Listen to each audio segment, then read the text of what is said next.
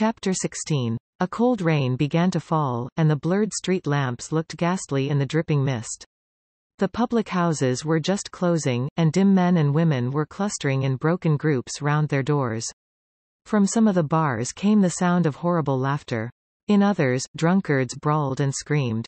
Lying back in the hansom, with his hat pulled over his forehead, Dorian Gray watched with listless eyes the sordid shame of the great city, and now and then he repeated to himself the words that Lord Henry had said to him on the first day they had met, to cure the soul by means of the senses, and the senses by means of the soul.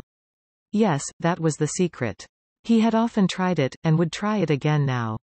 There were opium dens, where one could buy oblivion, dens of horror where the memory of old sins could be destroyed by the madness of sins that were new. The moon hung low in the sky like a yellow skull. From time to time a huge misshapen cloud stretched a long arm across and hid it.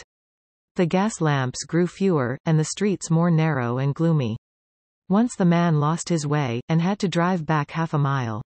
A steam rose from the horse as it splashed up the puddles.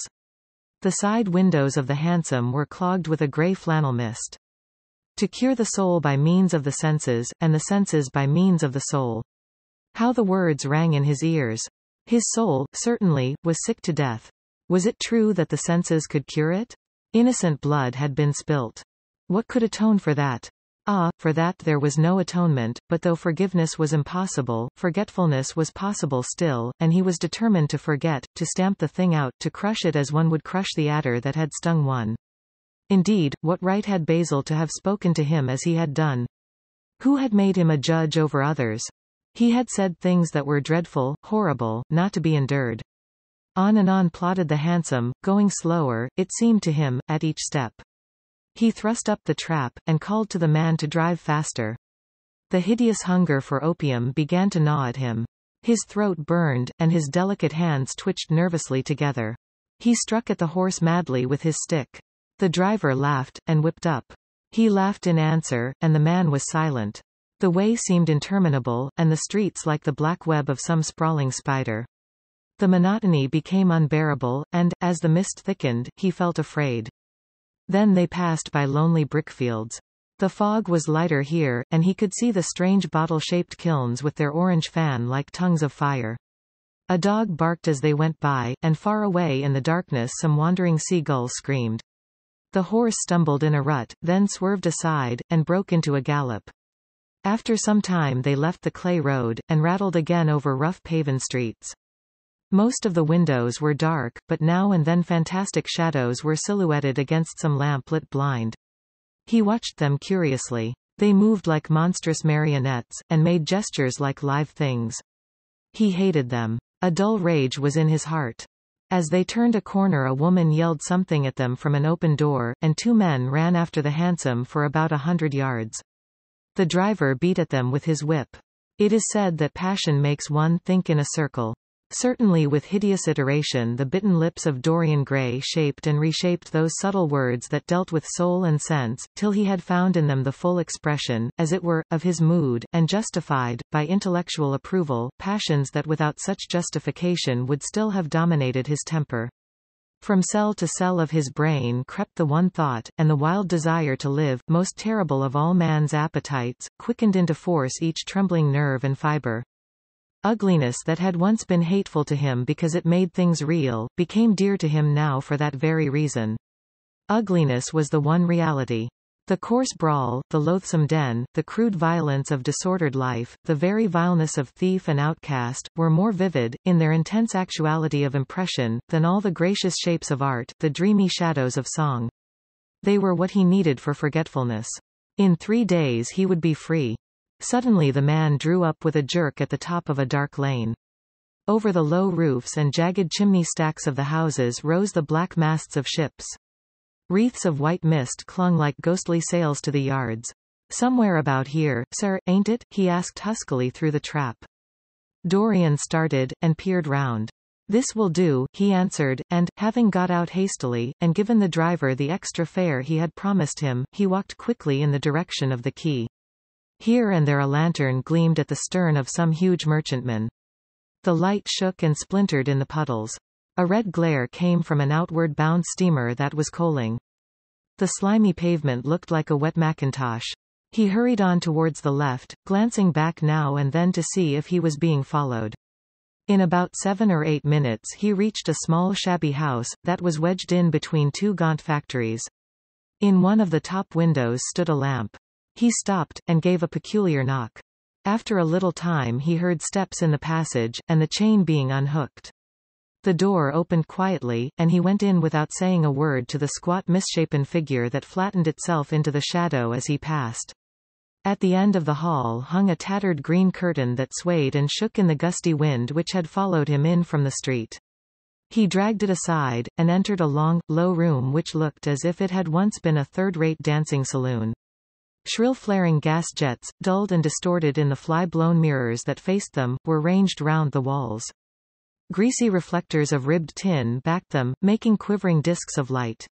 The floor was covered with ochre-colored sawdust, trampled here and there into mud, and stained with dark rings of spilt liquor. Some Malays were crouching by a little charcoal stove playing with bone counters, and showing their white teeth as they chattered.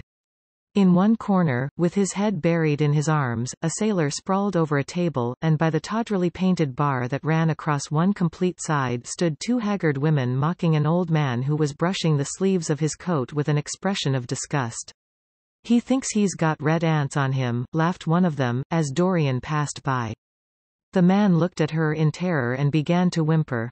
At the end of the room there was a little staircase, leading to a darkened chamber.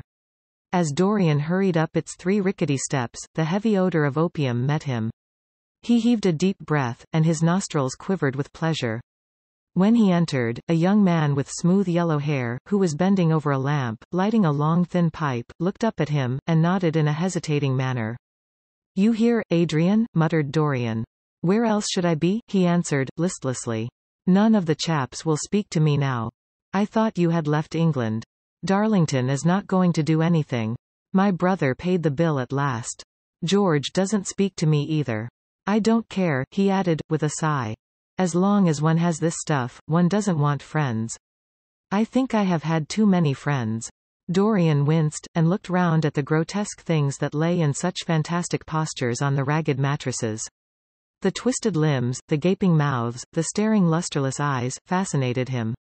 He knew in what strange heavens they were suffering, and what dull hells were teaching them the secret of some new joy. They were better off than he was.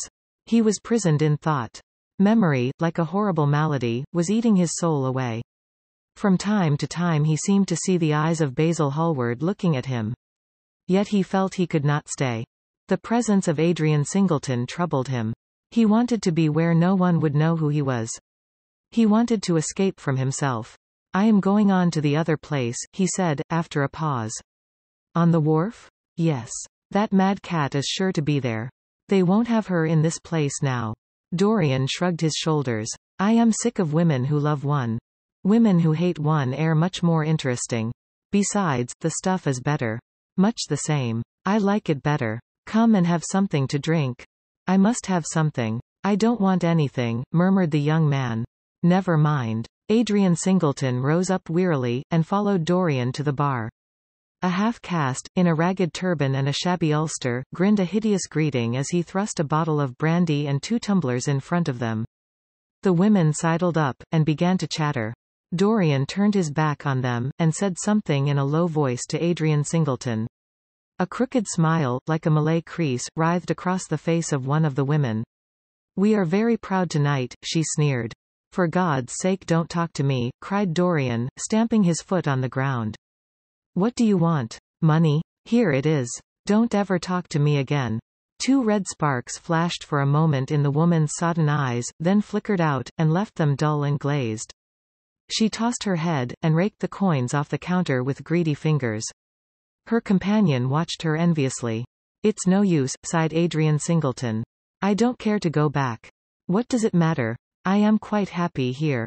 You will write to me if you want anything, won't you?" said Dorian, after a pause. "Perhaps. Good night, then."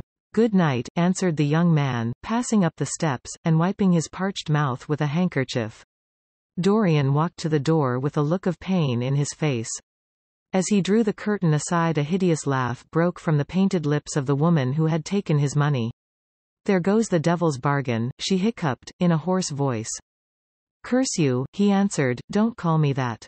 She snapped her fingers. Prince Charming is what you like to be called, ain't it? She yelled after him. The drowsy sailor leapt to his feet as she spoke, and looked wildly round. The sound of the shutting of the hall door fell on his ear. He rushed out as if in pursuit. Dorian Gray hurried along the quay through the drizzling rain. His meeting with Adrian Singleton had strangely moved him, and he wondered if the ruin of that young life was really to be laid at his door, as Basil Hallward had said to him with such infamy of insult. He bit his lip, and for a few seconds his eyes grew sad.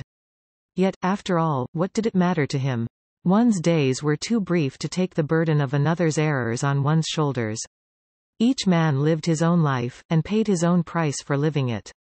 The only pity was one had to pay so often for a single fault. One had to pay over and over again, indeed. In her dealings with man, destiny never closed her accounts.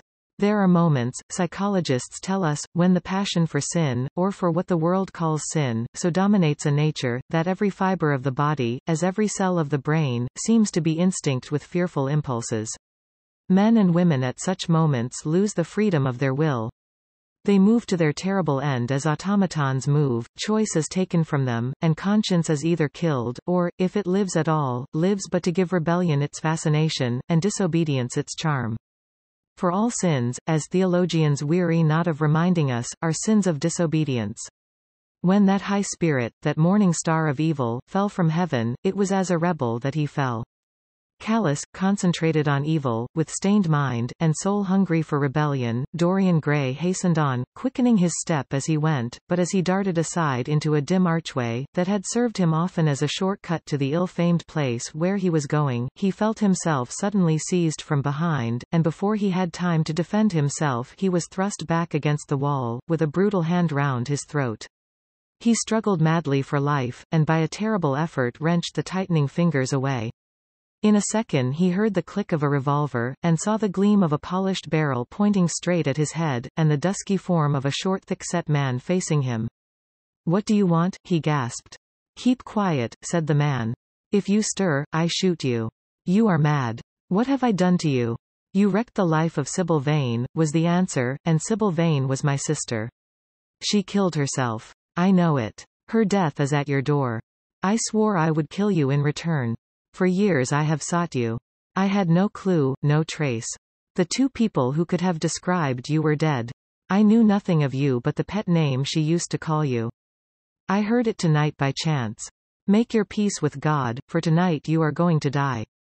Dorian Gray grew sick with fear. I never knew her, he stammered. I never heard of her. You are mad. You had better confess your sin, for as sure as I am James Vane, you are going to die. There was a horrible moment. Dorian did not know what to say or do. Down on your knees, growled the man. I give you 1 minute to make your peace, no more. I go on board tonight for India, and I must do my job first. 1 minute. That's all. Dorian's arms fell to his side. Paralyzed with terror, he did not know what to do. Suddenly a wild hope flashed across his brain. Stop, he cried. How long ago is it since your sister died? Quick, tell me. 18 years, said the man. Why do you ask me? What do years matter? 18 years, laughed Dorian Gray, with a touch of triumph in his voice. 18 years. Set me under the lamp and look at my face. James Vane hesitated for a moment, not understanding what was meant. Then he seized Dorian Gray and dragged him from the archway. Dim and wavering as was the wind-blown light, yet it served to show him the hideous error, as it seemed, into which he had fallen, for the face of the man he had sought to kill had all the bloom of boyhood, all the unstained purity of youth. He seemed little more than a lad of 20 summers, hardly older, if older indeed at all, than his sister had been when they had parted so many years ago. It was obvious that this was not the man who had destroyed her life. He loosened his hold and reeled back. My God! My God! He cried, and I would have murdered you. Dorian Gray drew a long breath. You have been on the brink of committing a terrible crime, my man, he said, looking at him sternly. Let this be a warning to you not to take vengeance into your own hands. Forgive me, sir, muttered James Vane. I was deceived. A chance word I heard in that damned den set me on the wrong track. You had better go home, and put that pistol away, or you may get into trouble, said Dorian, turning on his heel, and going slowly down the street. James Vane stood on the pavement in horror. He was trembling from head to foot. After a little while a black shadow that had been creeping along the dripping wall, moved out into the light and came close to him with stealthy footsteps. He felt a hand laid on his arm and looked round with a start. It was one of the women who had been drinking at the bar. Why didn't you kill him? She hissed out, putting her haggard face quite close to his. I knew you were following him when you rushed out from Daly's. You fool. You should have killed him. He has lots of money, and he's as bad as bad. He is not the man I am looking for, he answered, and I want no man's money. I want a man's life. The man whose life I want must be nearly 40 now. This one is little more than a boy. Thank God, I have not got his blood upon my hands. The woman gave a bitter laugh. Little more than a boy, she sneered. Why, man, it's nigh on 18 years since Prince Charming made me what I am. You lie, cried James Vane. She raised her hand up to heaven. Before God I am telling the truth, she cried. Before God? Strike me dumb if it ain't so. He is the worst one that comes here. They say he has sold himself to the devil for a pretty face. It's nigh on 18 years since I met him. He hasn't changed much since then. I have though, she added, with a sickly leer. You swear this? I swear it, came in hoarse echo from her flat mouth. But don't give me away to him, she whined, I am afraid of him. Let me have some money for my night's lodging. He broke from her with an oath, and rushed to the corner of the street, but Dorian Gray had disappeared.